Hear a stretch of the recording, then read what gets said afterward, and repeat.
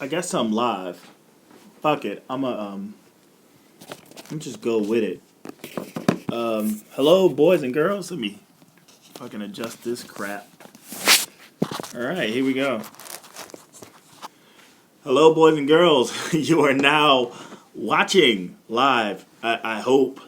I'm new to this live streaming shit. I just spent the last, I think, hour and 45 minutes trying to figure out live stream to YouTube. I have an old ass MacBook, so I'm doing this from my iPad. I just happened to come across the right software to be able to do this shit. So, because I wanted to do like a recap of tonight's Fastlane, and I found myself basically learning how to do this. So I'm praying and hoping that this is working. It says that no one's watching right now, but I don't care. This is more like a run through, just so you know that I have live streaming capabilities now. And hopefully, I hope we'll be able to do this for Peter and Jake Talks Wrestling, or even just moving forward, because this is pretty fucking cool. But again, if anyone's checking this out for the first time, my name's Peter, and I normally do Peter and Jake Talks Wrestling with my co-host Jake. I also do a show called Peter Talks SmackDown and Peter's Raw Recap.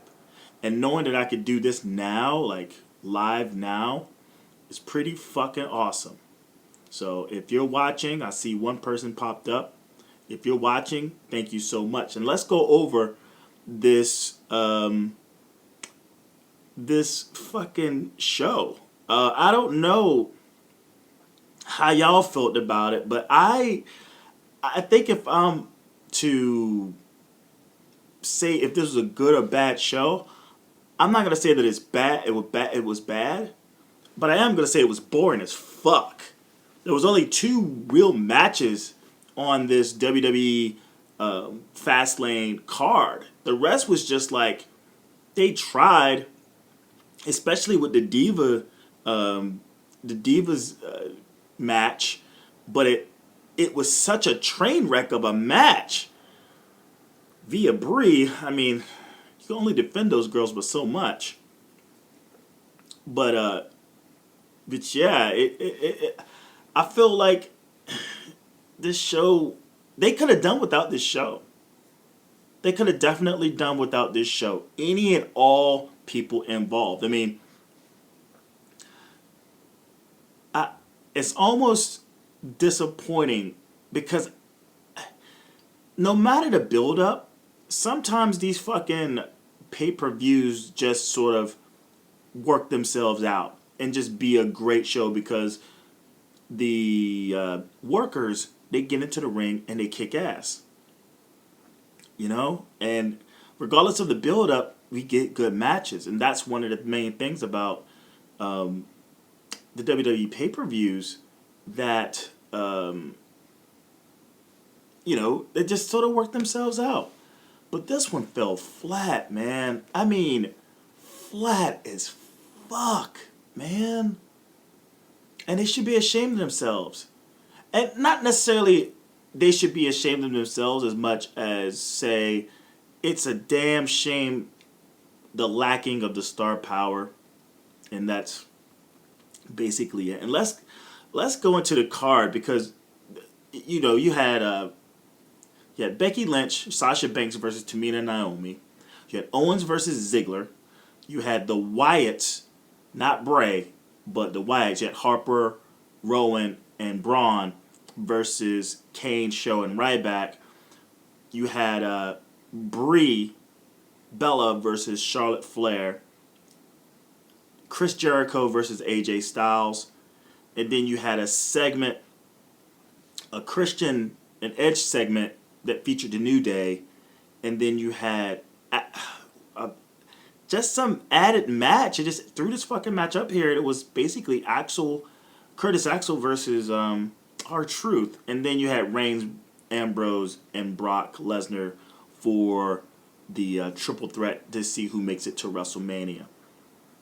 Now, I had the first match, Becky Lynch, Sasha Banks versus Tamina and Naomi.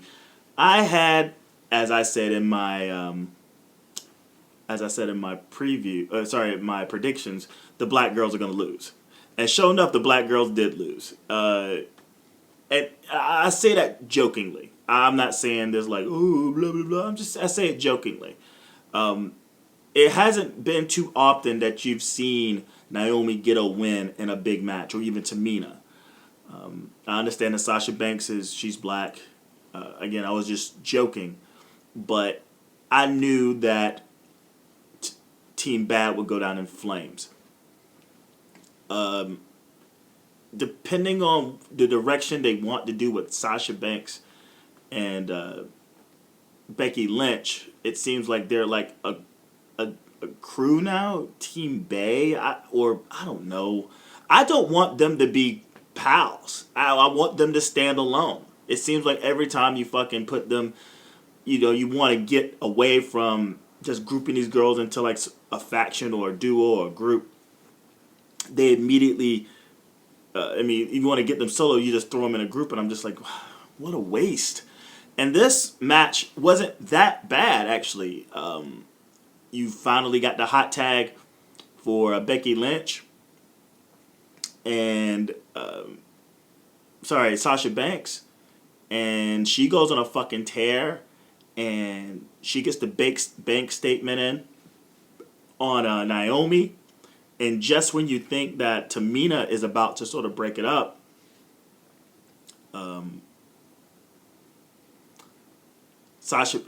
Becky Lynch comes in and puts the disarmor on Tamina. And it was sort of a double submission tap out situation where it's like, alright, that was good. You get Machine Gun Kelly at ringside, right? And I'm thinking, wow. You remember the last time we seen him? And fucking, he steps up to Kevin Owens and Kevin Owens power bombs him, like, to hell. But he's there, he's happy. Great selling you're doing there, Machine Gun Kelly. And speaking of Owens, you get Owens versus Ziggler for the Intercontinental belt. Hey, look, Owens just won this fucking Intercontinental belt. Oh yeah, defend the shit now. Okay, Ziggler got 2 wins on him recently. One kind of clean and one not clean at all. They just got this match. Alright? It feels time, I guess. But you get Ziggler. I knew Ziggler I think I predicted that Ziggler was going to win this, because he's going to get the belt, and the belt is not going to be showcased on WrestleMania. Right? That's what's happening. But that's not what happened. Kevin Owens, a lot of Chinlock City in this match. A lot of Chinlock City. But the last, I would say, 3 minutes of the match were something that was something that you was hoping for. Why they chose to really go at it at the last 3 minutes is beyond me. I think they gave them like 15 minutes. And it was just mostly rest holds and, killed momentum by Owens onto Ziggler. Like, seemed like Ziggler was trying to get like some steam, and boom, you just go down in flames. And he hit him with alright, so it seems that the pop-up powerbomb has evolved from him tossing the person into the ropes, because we've seen this.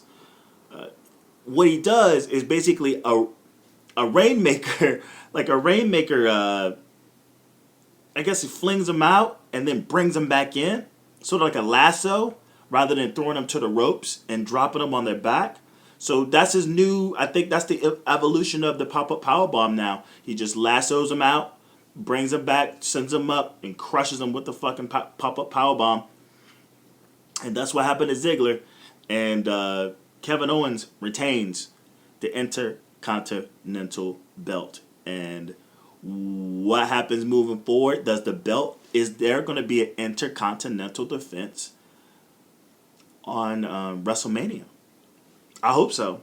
I mean, it needs to happen. But who would be his foe? Will it be AJ Styles? Ugh. Maybe it's going to be AJ Styles. We'll see. I was hoping for that for next year's WrestleMania. But you know how it goes today with the WWE and having to basically just get everything out there.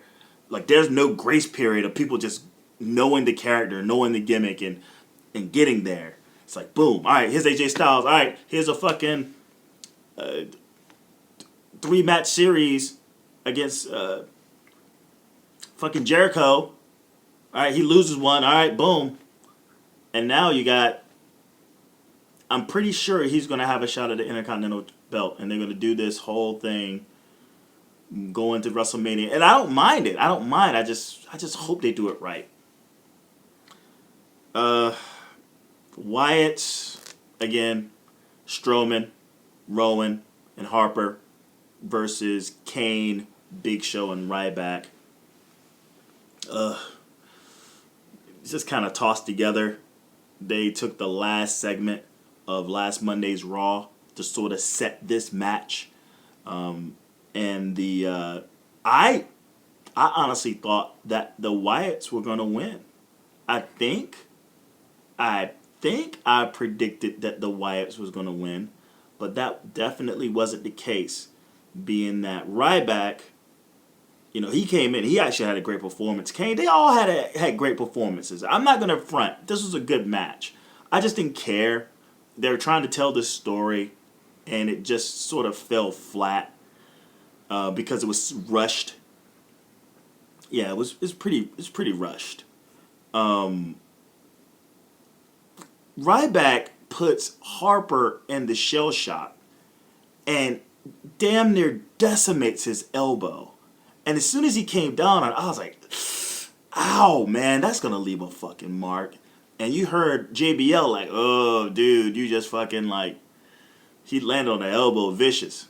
And, man, you know, Ryback, he had a great performance, but he's going to get some heat from that fucking drop. He didn't have him ultimately prepared to drop him like a real shell shock. And Harper's too good to lose, but I hope it's not an injury. But again, I thought the Wyatts going to win because they have this steam and looks like they're going to go after somebody, and nope, it's not the case. So what happens with the Wyatts now, one can only tell. What happens with Kane, Show, and Ryback, one can only tell. I guess there's the Andre over-the-top battle royal for these guys. They didn't need to win. They didn't. We find out, well, you see that the .com has a new page. I guess that's interesting enough. We get Reigns in the back with JoJo, and she's like, oh, things are going to change after this, right? And he's like, yeah, things are going to change. Maybe, I don't know.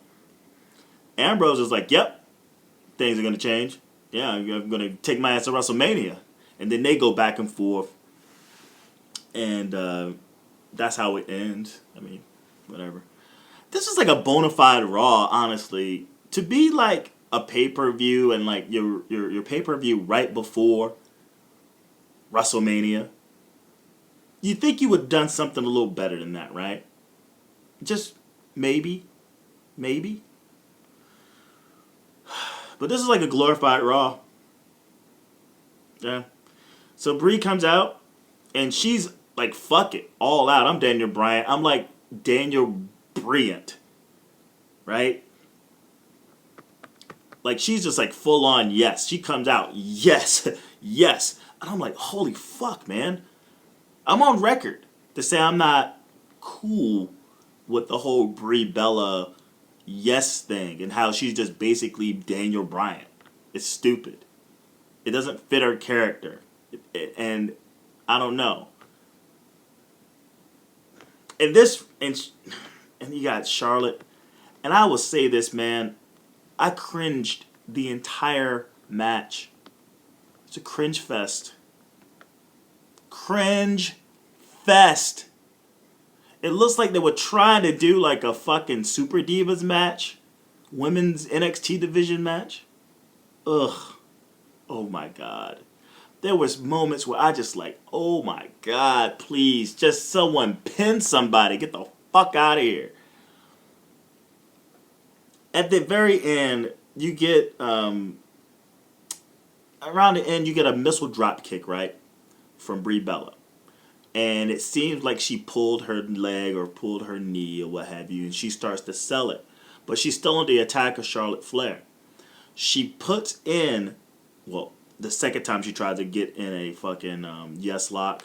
The first time, my god, that first attempt at a yes lock. They should find these girls for that shit. Well, anyway, she finally gets it in, and then Charlotte gets out of it, which becomes a half crab. And because she's selling the leg, Charlotte is able to basically kick out once she's adjusted the leg. Ric Flair's like staring at Brie like, woo, you know, you can't do it, you can't do it. But she's able to kick out because of the bum leg, and then she taps out to the figure eight, and that's how that ends. I predicted this was going to be a no contest, but they went on and gave Charlotte the win. Good for her. I guess what we wait for now is like possibly they go ahead and throw Sasha Banks in there, and maybe it's a triple threat with Sasha Banks. And I've been hearing about this, but I didn't think it was going to actually go along with it.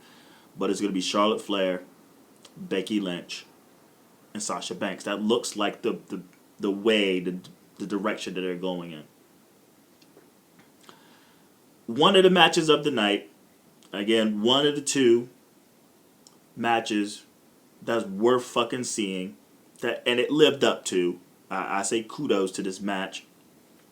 AJ Styles versus Chris Jericho, and it was super technical, great technical match. I mean, front to back. And granted, Jericho is no spring chicken, but he was able to really give a good, solid match again with AJ Styles. And, you know, AJ Styles, you know, he has to sort of water his match down. It ain't like he's New Japan or ROH here, you know, WWE style. But it was fantastic. Front to back. Fantastic. It had some sketchy moments in there because Jericho, there's one when he's on the top rope, and it could have been real ugly. He tried to do like AJ Styles tried to do like a Frankensteiner, and Jericho caught him, and he almost landed on his neck. I swear to God, I almost freaked out. But he held him up, and he put him in the line, put him in the walls of Jericho. That was very, very scary. That was a scary fucking moment. I'm so sick and tired of seeing those moments like that, where like it looks like they're going for a Hurricane or Frankenstein or something like that. They get caught, and then the momentum brings him down, and there was a chance we were going to see AJ Styles like literally break his fucking neck. Damn, that would have been fucked up. But again, it starts to pick up more and more and more and more. But AJ Styles finally gets his Styles Clash on Chris Jericho, where Chris Jericho proceeds to kick out of.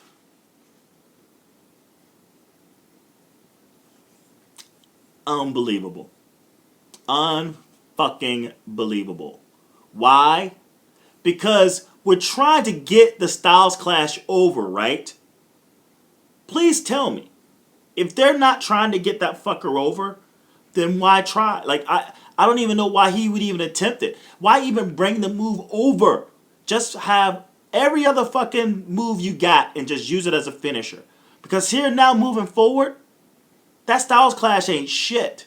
Thanks, Jericho. I'm such a Jericho. I'm a Jerichoholic till I die.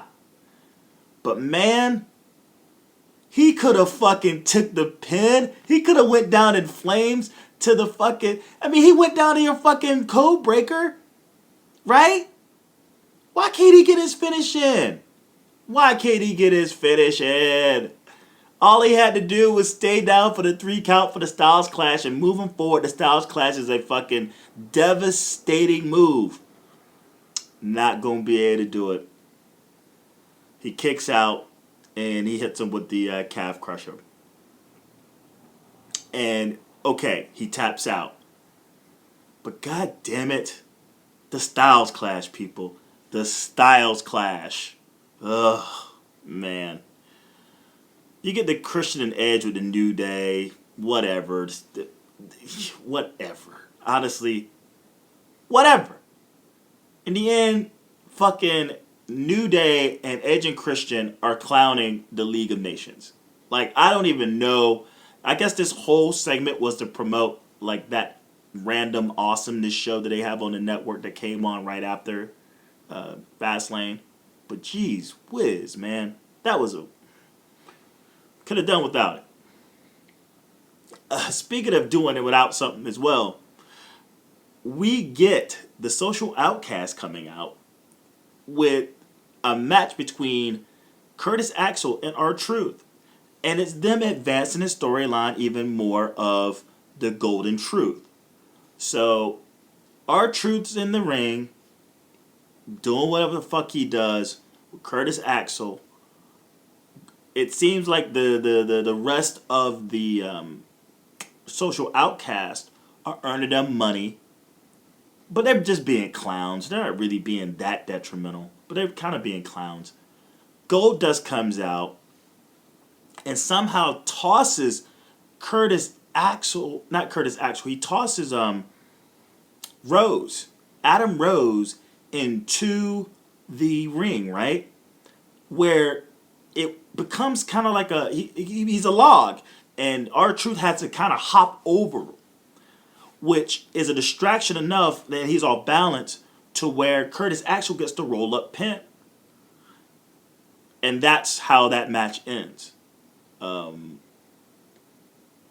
And it seems there's more dissension between R-Truth and Goldust. Now, I was waiting for Goldust to be like, not necessarily Goldust is like, well, fuck you. You're not going to be my friend. I'll kick your ass then. Or I was waiting for R-Truth to just be like, I'm had enough of your fucking bullshit. Eat a dick. Neither happened. They just sort of look at each other with disdain. R-Truth just walks out, and that's it. That was the segment. This is too... They could have done this another time. We got WrestleMania coming up, right? Wrestle-fucking-Mania. And you're trying to do a fucking storyline between R-Truth and Goldust. We get to the main event. And I'll make this quick. This was awesome. This was an awesome match. I'm on record saying that this, you take the Cena, Brock, and Rollins match from last year, and you go like, God damn, that was awesome. That's going to be a tough one to top. And then you look at this match, and I'm like, damn, that was actually really good. A bunch of suplexes, you know what I'm saying? You get Dean Ambrose, he's doing his thing. Roman Reigns, he's doing his thing. I mean, everyone was clicking on all cylinders. We get 2, Shield power bombs through the German table and through the regular announce table, right? You get Dean Ambrose and Roman Reigns going at it. Man, it was awesome. I have nothing bad to say about this at all. The one thing I will complain is when they kept dropping Brock Lesnar, you would think that why do they need to go at each other? Well, go at each other to sort of get the pin on Brock Lesnar. Roll his big ass into the ring because he's all fucked up and he's ready for the pin. Right? No, that's not the way that they did it. They just said, okay, he's out the way. Now let us have this bro out. and beat each other to death. That's the only thing that bothered me. Other than that, fantastic. And just when you think that Brock Lesnar is about to fucking, win it all, he's hit with a spear. And Roman Reigns, does he, wait a minute. Who pinned who? Yeah, I think, that's what happens because fucking Ambrose grabs a chair. That's what happens. He grabs a chair because he's about to fucking, Brock Lesnar's about to fucking just destroy Roman Reigns. But then it's like, all right, here's a chair shot to you. Here's a chair shot to you again. Here's another chair shot. Bam, fuck you, Roman Reigns. Here's a chair shot to you too. Here's 2 chair shots. And just when you think that everything's over, Roman Reigns hits Dean Ambrose with the spear. 1, 2, 3. He's on his way to WrestleMania to face Triple H. And again, in my predictions, I was like, there's no way in hell that Roman Reigns is not going to win. No way in hell. And, that he's not going to win. This is the stars are aligned that this is going to be Triple H Roman Reigns. And anyone who thought it was going to be any different, shame on you. You should have known better. This guy's the new Cena. Like, the stakes are out of here. Okay, so he got tossed out of the Royal Rumble, right? But that's only the Royal Rumble. WrestleMania, man. Triple H. And maybe it's not the best match that they can have, but it's damn near the best match that they can have with the roster they have right now. You know what I'm saying? With all these injuries, this is what they got. You got to fill in who's facing Undertaker, who's facing Brock Lesnar, and who's facing Triple H. That's it. Other than Triple H, you got to fill in those 2. WrestleMania, whatever, all these injuries, you can get 3 good matches. 3. If we had Sting still around, man, it would be 4. But we're left with this. It just goes to show, man, these injuries hurt, man. These injuries really did a number. Really fucking did a number on the WWE and moving forward to WrestleMania Dallas. The only problem I had with this ending, too, is that, like, Triple H comes out, right? And it's just a stare down between him and Reigns.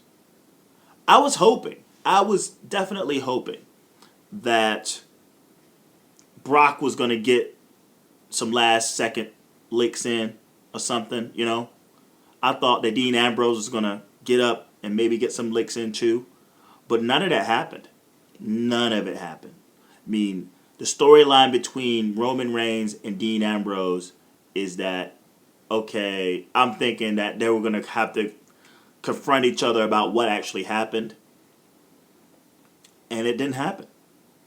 And I said it on Peter and Jake Talks Wrestling, episode 79, that, like, unless Dean Ambrose is going to get Brock Lesnar at WrestleMania, just like last year when he was running around with a stolen belt in New Orleans. Thanks again, Roman. Thanks again, Dean Ambrose, for holding down the fort. It's been fun. Now back down the card you go. But not only are you going back down the card, and there's WrestleMania right around the corner. It's a crime, man. He carried this entire fucking feud. He carried this entire program. This going into this triple threat. He carried it. And this is what he gets. You get some story development, but you just don't get the victory. You don't even get a payoff. He doesn't even get a payoff of the storyline between him and Reigns. What are you doing, WWE? I know what you're doing. You're saying fuck Ambrose, right? He's only good for when you just need him to carry some shit, because the golden goose, your John Cena 2.0, is Roman Reigns. He sat back with his feet on the table while Ambrose carried the fucking load. And who's getting rewarded? Roman Reigns. This is the new WWE, folks. This is how it's going down. That's how it's going down, folks. It's not fair, but it's what's best for business. And I'm gonna leave it on that, man. Thanks for checking out my oh yeah, by the way, I just learned how to do this live streaming shit. If the quality's down, I apologize. I'm gonna work out some kinks and do this again really soon. Maybe start doing this for Raw recaps. Just go live stream because they're YouTube only anyway, so I may as well go live, save myself a whole bunch of fucking time. But yeah, hit that subscription button below. Again, PJTW Central Content, Peter's Raw Recap, The New Day Podcast, Peter and Jake Talks Wrestling, Peter Talks SmackDown. Also Peter Talks Sports, but that's on and off whenever I feel like doing it. But check this out, right? Subscribe. Hit me on the social medias. PJTW Central. You also have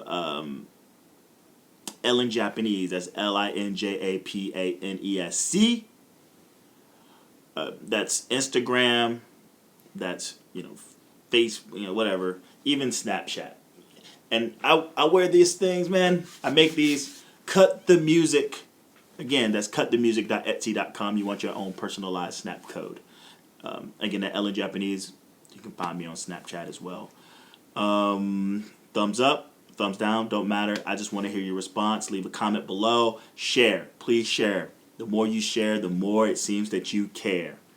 And, yeah, man, to be my first time ever doing a live stream on YouTube, very, very frustrating, but I definitely got through it. I want to thank both of you. It shows me that two people are watching. It's been coming in and out. I don't know if you're the same two people, but if you are the same two people, kudos. Thank you for checking out this. And I hope to see you tomorrow for Peter's Raw Recap. Again, thank you for watching. And watch out for those foreign objects. Peace.